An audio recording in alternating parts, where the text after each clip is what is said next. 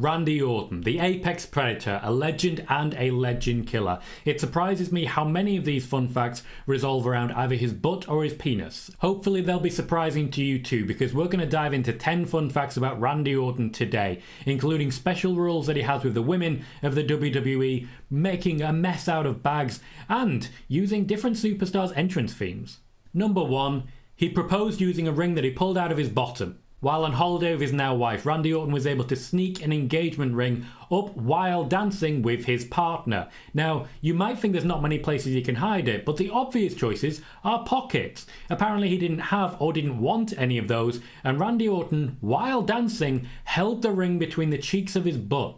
Two immediate things spring to mind. One, how do you hide the fact that you're reaching into your own butt crack in order to present that ring? And two, how goddamn strong are Randy Orton's butt muscles? If this is too much butt talk for you, the rest of these fun facts are not going to be the most fun you've ever had. What I will say is, despite the possibility that that ring probably felt or smelt a bit unsavoury, the success of that proposal clearly speaks for itself. Honestly, I think we should just be happy about the fact that she did say yes, because if she didn't, I'm sure an RKO was coming her way. Number 2, he served in the Marines, including time in military prison. Randy Orton's time as a Marine is filled with quite interesting stories, none more well known than the fact that he went AWOL multiple times. He is quoted as saying, and I actually kind of respect him for this one, he didn't have the courage to die for his country. Now, firstly, I know a lot of really die-hard military people will find that disgusting, because it is generally believed that you should be willing to die for your country, and I can respect people who do believe that. I also respect the honesty of people who come forward and say, yeah, I wasn't brave enough to commit to serving. Randy Orton was dishonorably discharged from the military with a 38-day stint in a military prison. As he openly said, it wasn't for him, he tried it out, it did not suit. You don't often hear people dip in and out of the military, but Randy Orton left the military quite early in his life to join the WWE instead. His true calling was clear even then. Number 3, the RKO is literally his initials. Randy Orton's full name is Randall Keith Orton, as many fans in the UK delight in chanting Randall Keith, Randall Keith, Randall Keith whenever he's in the ring. This is always an opportunity from the UK to celebrate the fact that we don't have many Keiths to genuinely support. So we're very happy to have a Keith that you can really get behind. It's a lot like The Rock making the name Dwayne not just cool, but really one of the best names you can possibly have. This is RKO territory, and the RKO, his finishing move, was designed with literally just his initials in it. An RKO out of nowhere, in many ways, is just a sudden arrival of Randy Orton. And that's slightly terrifying because you never know when he might be right behind you. Number 4, Randy Orton is the only wrestler allowed to attack women without being scripted. To be clear, this is entirely in kayfabe, and I'll choose my words very carefully here. Randy Orton works in the WWE, and that means every now and then you're going to be picking fights and engaging in them. There are very few people in the WWE who've ever had any sort of cross-gender combat. Usually it does work women attacking men, but doesn't work the other way. For example, Rhea Ripley is yet to be attacked by a man, despite how many men she has attacked. That's generally how the wrestling world works.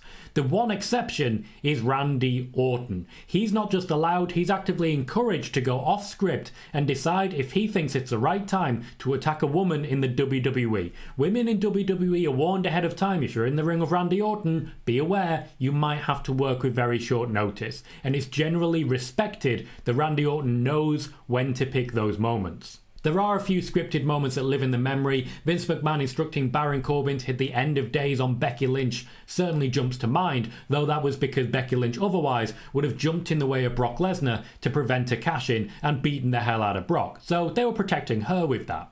Randy Orton, though, can essentially RKO anyone he so chooses. It's a very special status that previously was only reserved for a Stone Cold Steve Austin, who was allowed to hit the stunner on whoever he wanted as well. Number 5, the legend killer gimmick was accidental. Randall Keefe's early days in the WWE are likely best remembered for a series of legends being absolutely demolished. The most infamous of these was Mick Foley, a match where Randy Orton really earned his stripes, but there was plenty of people that got thrown down the stairs in the meanwhile.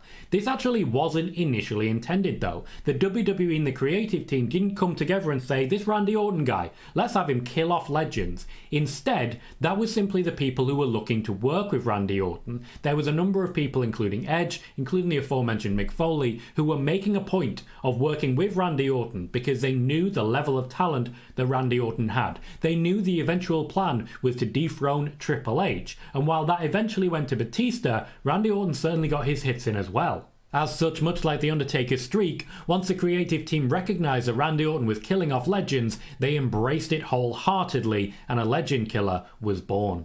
Number 6, he made entrances to CM Punk's theme. In 2006, before the WWE debut of CM Punk, the song This Fire Burns by Killswitch Engage would not be used by CM Punk because he hadn't arrived yet. Instead, it was briefly at least used by Randy Orton at a number of live events, just as a way of seeing whether that song, which the WWE had a license to, would fit Randy Orton better.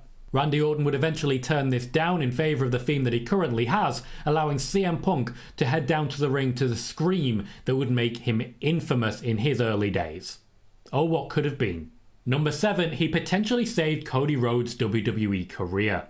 In the early years of Cody Rhodes, the WWE was not the most forgiving, and while the work of names such as Goldust and of course Dusty Rhodes certainly helped to smooth the transition for Cody Rhodes, it was the endorsement by Randy Orton, and in many ways the demand of Randy Orton to work with Cody Rhodes, that served to provide a rescue. Cody Rhodes was never in specific danger, though there were moments when the creative hiatus was starting to stretch far too long.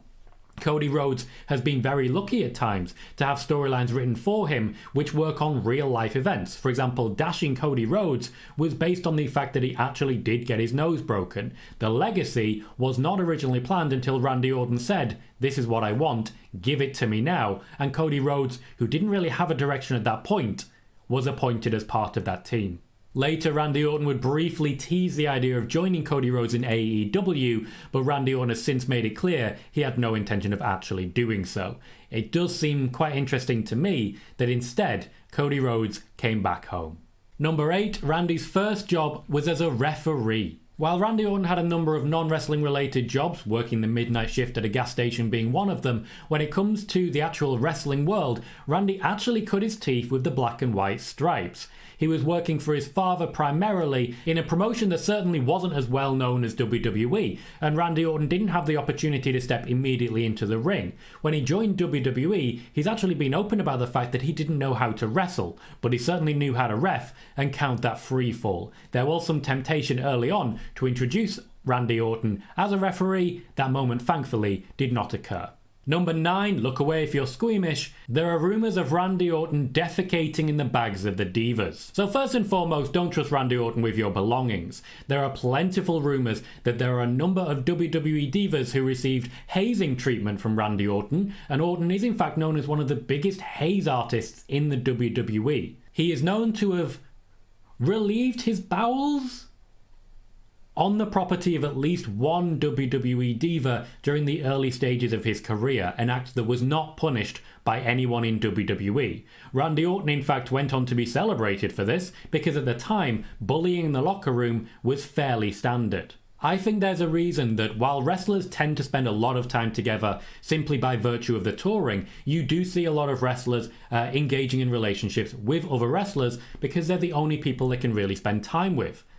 Not the case for Randy Orton. Not the case at all.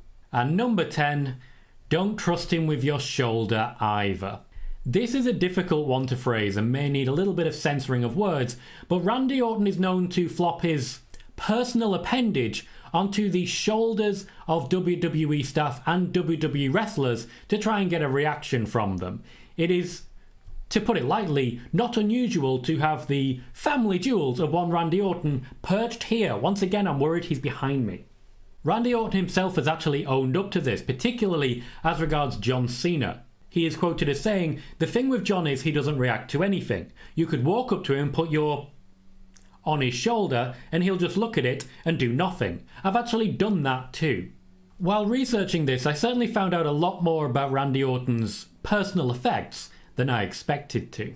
Leave your fun facts about Randy Orton in the comments and stick around to find out 10 more fun facts about The Undertaker.